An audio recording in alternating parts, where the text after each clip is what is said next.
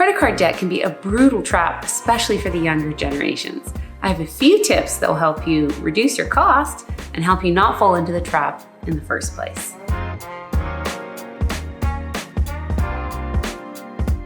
With an average interest rate of around 19%, yikes, credit card debt is pretty darn expensive. And that's compounded on an annual basis, so it's actually even a little bit higher. I have 5 tips which are going to help you. Let's go through them.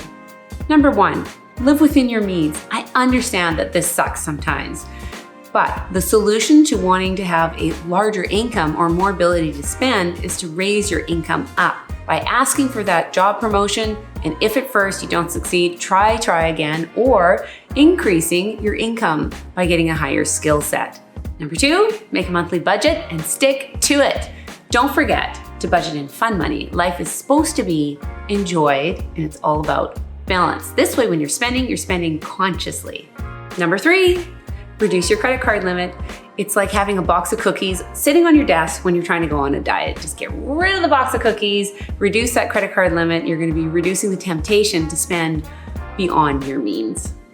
Number 4, do your research. Ask your bank about lower interest rate options. If you're Googling it online, just be careful that the institution that you're dealing with is a high quality financial institution.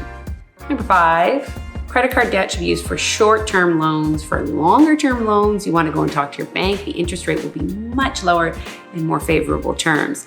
And remember, if the bank turns you down and they say no, generally they're doing you a favor.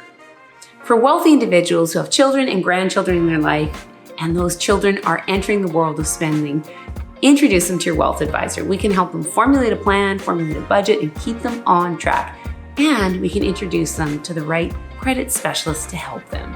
I'm Anna Hilberry. Thank you so much for listening.